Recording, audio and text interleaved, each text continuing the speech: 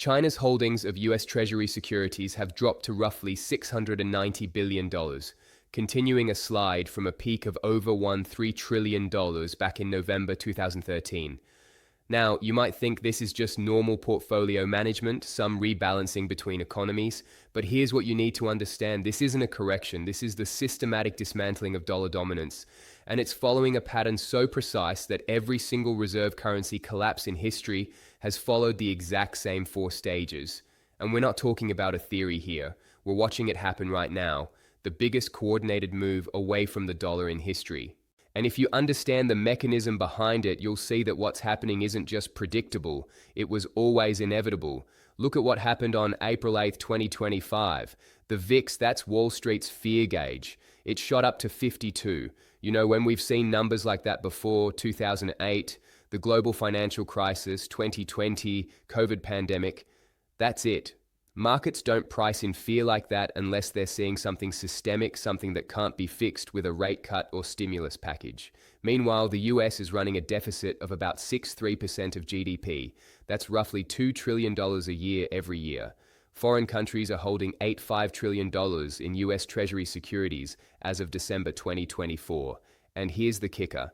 China has set up currency swap agreements with 42 different central banks. We're talking $8 trillion worth of capacity. The alternative system is already built. So the real question isn't whether the dollar's dominance will end. The question is how fast it happens. And here's what nobody in the financial media wants to tell you. What every analyst is dancing around. What every economist refuses to acknowledge. Reserve currency collapse doesn't just happen. It follows a pattern. A 4-stage pattern that has repeated itself with mechanical precision throughout history. Let me break it down for you. Stage 1, the setup. This is where a country that issues the world's reserve currency racks up massive debts to foreign nations, way more than they could ever actually pay back. Stage 2, the debasement. That's when the country starts printing money to cover obligations it can't afford anymore. Stage 3, the crisis of confidence. Foreign holders start selling first slowly, then all at once. And stage 4, the collapse. The old reserve currency gets abandoned. A new system takes over. This pattern has played out 3 times in modern history. Britain after World War II, the United States under Nixon, Germany in the 1920s, and right now, we're in the middle of watching it unfold again. China isn't attacking the dollar. China just recognizes that stage 3 has already started. Let me show you exactly how this works. Because once you see this pattern, you can't unsee it, and you'll realize we're not heading toward a crisis. We're already in one. Stage 1 is the foundation, the trap. A reserve currency nation builds up external debts that are way beyond its ability to actually honor them. Here's how it works. Foreign countries accumulate your currency because they need it for trade. They hold it in their central banks. They use it to settle accounts. And the country issuing that currency, they get to live beyond their means. They import more than they export. They consume more than they produce. They spend money they don't actually have. Economists call this the exorbitant privilege. Basically, you get to write IUS and the whole world has to accept them. But here's the trap. As more and more of your currency flows overseas, you've got this growing gap. On one side, all these foreign claims on your currency. On the other side, whatever gold or real assets you've got backing it up. Eventually, the math stops working. You've got way more promises outstanding than you could ever fulfill. The system becomes insolvent. But politically, nobody can admit that yet. Stage 2 is when the printing starts. The country faces mounting debts, obligations piling up, and there's really only one move left. Print more money. Expand the currency supply to meet commitments you can't honor any other way. Interest rates get pushed down to make the debt payments manageable. The government runs bigger and bigger deficits because domestic politics won't allow spending cuts, and the currency supply grows way faster than the actual economic output or hard assets backing it. This isn't some calculated strategy. It's desperation masquerading as policy. You've promised more than you can deliver, so you create purchasing power out of nothing, and for a while, it works. The world still needs your currency. Trade still happens, but underneath, confidence is eroding. The smart money notices. Foreign central banks see their reserves buying less and less, and quietly, the first sellers start moving for the exits. Stage 3 is where it gets real. The crisis of confidence. Foreign holders realize they're holding a bag that's worth less every day, and they start selling. First, it's quiet. Portfolio rebalancing, they call it. Then it speeds up because everyone realizes they're in a game where the last one out loses everything. This creates a vicious cycle. As reserves get sold off, pressure builds on the currency. The country tries to defend it. They burn through gold. They implement capital controls. They set up emergency credit lines with other central banks. They pressure allies to keep holding. But these are just delay tactics. The math doesn't change. If you've got 10,000 tons of gold, but you owe the equivalent of 100,000 tons in currency obligations, that gap can't be closed. It can only collapse through devaluation, through inflation, through default. One way or another, the debt gets wiped out. Stage 4 is the end game. The old reserve currency gets abandoned, exchange rates fail, international agreements fall apart, and a new monetary order emerges, usually after a period of chaos. The transition can be slow and managed, like Britain's decline from 1945 to the 1970s. Or it can be catastrophic, like what happened to Germany in the 1920s, but it always happens. No reserve currency has ever reversed course once stage 3 begins. Not one. The math doesn't allow for it. Now, let me prove this to you. 3 historical examples. Each one walks through all 4 stages. Each one shows you that what we're seeing today has happened before multiple times, and it ended the same way every single time. First, let's talk about Britain. The British pound after World War II. Britain came out of the war on the winning side, but financially they were destroyed. By the end of 1945, Britain owed £37 billion to other countries. Their gold and dollar reserves 620 million. Think about that ratio. 6.1. They owed 6 times more than they could possibly pay. Stage 1 complete. The trap was set. All these Commonwealth countries and colonies held sterling in their reserves, believing it was as good as gold. It wasn't. Stage 2 kicked in immediately. Britain couldn't pay its debts. So what did they do? They got loans from America, and they started printing. In December 1945, they signed this agreement with the US. Part of the deal was they had to make the pound convertible again by July 1947. Let people exchange pounds for dollars or gold. And when that day came, disaster struck. Within a month, the Bank of England lost $1 billion. Between August 10th and 15th alone, they burned through 175 million. Stage 3, the run on the currency. Everyone who was holding pounds rushed to convert them into something real. Britain went through that American loan in weeks. Then they started depleting their own gold reserves. By August 19th, they gave up. Convertibility suspended. The pound became a closed system held together by controls and political pressure. But you can't escape the math. Sterling's share of global reserves collapsed. 81% in 1945, down to 58% by 1950, 35% in 1960, just 11% by 1970. Britain had to devalue twice, first in 1949, then again in 1967 when they cut the pound from $2.80 down to $2.40 by 1976. They needed an IMF bailout of £3 billion just to keep the lights on. And the pound hit a historic low of 159. Stage 4, complete collapse. Sterling was done as a reserve currency. The dollar took over, and by 1970, 85% of the world's reserves were in dollars. The pattern played out perfectly. Set up, print, crisis, collapse. 30 years, but the sequence was identical. Second example, August 1971, the Nixon shock. This is the event that created the money system we're living under right now, and it followed the exact same script. By the late 1960s, the US had the same problem Britain had in 1945. Under the Bretton Woods system, countries could settle their accounts in dollars, and those dollars could be converted to gold at $35 an ounce. But America had spent way more than it could back. The Cold War, Vietnam, Great Society programs, all of it financed by printing money. By the 1960s, there were way more dollars in circulation worldwide than America had gold to cover. At $35 an ounce, the math didn't work. Stage 1 complete. External dollar obligations exceeded gold reserves. Stage 2 was pure money printing.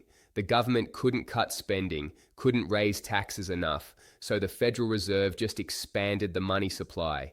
Inflation started rising, and foreign central banks, they saw what was happening.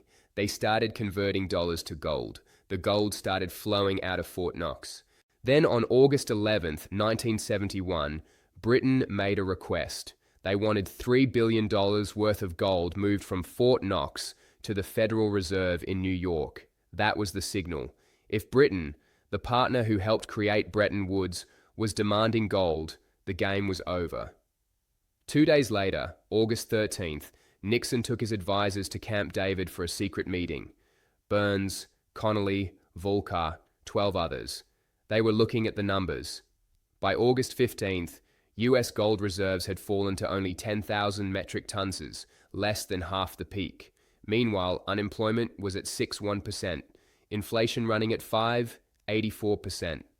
On August 15th, Nixon went on TV and suspended dollar convertibility to gold. Stage 3. He called it temporary.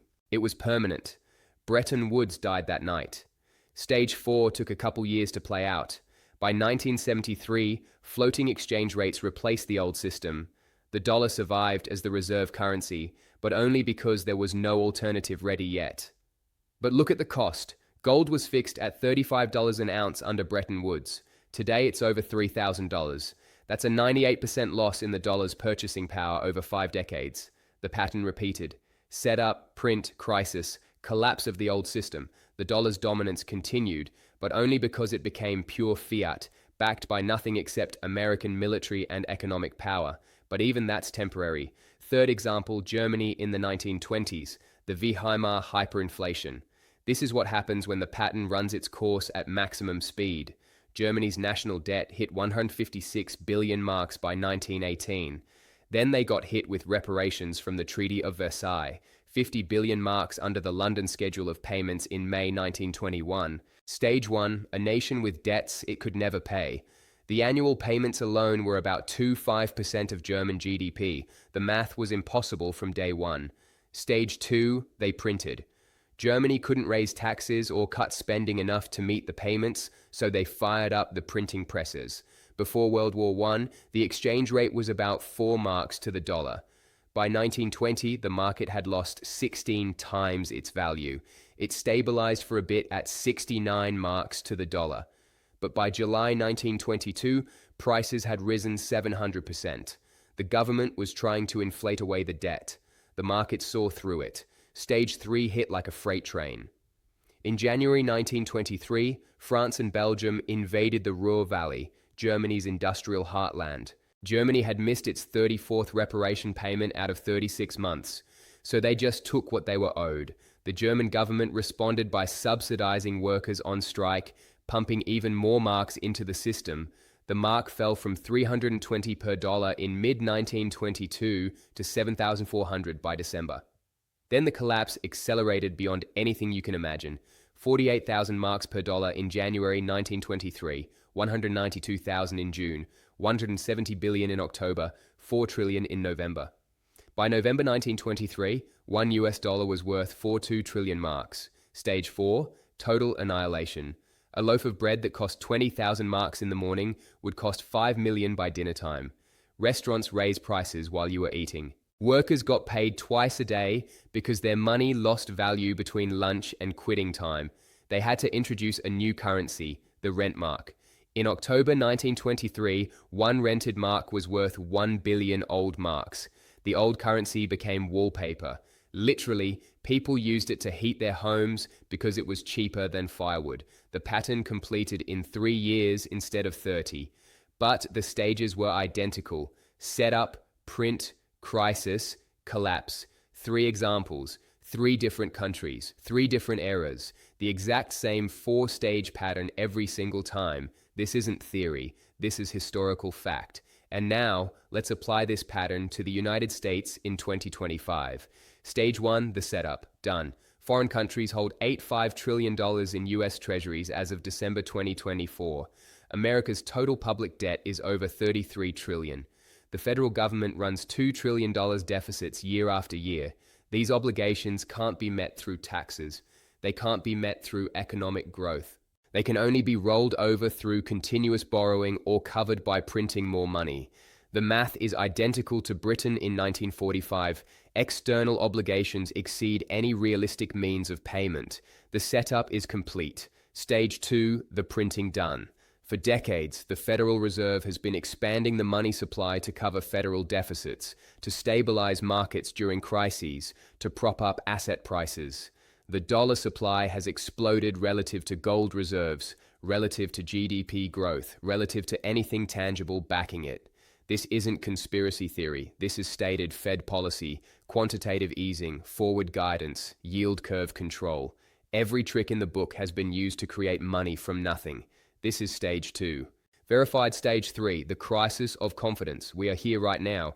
China cut its treasury holdings by 173 billion in 2022, another 50 billion in 2023, 57 billion in 2024. By December 2024, they were down to 759 billion. By October 2025, roughly 690 billion. But here's what makes this different from normal portfolio management. China has signed currency swap agreements with 42 countries, almost 4 trillion yuan in capacity. They've built the Cross-Border Interbank Payment System, CIPS. It now includes 168 direct participants and over almost 3,400 indirect participants spanning every major region. This isn't just selling treasuries. This is building the alternative infrastructure.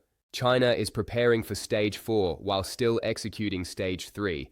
Look at what Chinese banks are doing. They've cut back on dollar lending to emerging markets since early 2022. Reports suggest this intensified after the West sanctioned Russia in 2022. China's been talking about de-dollarization for years.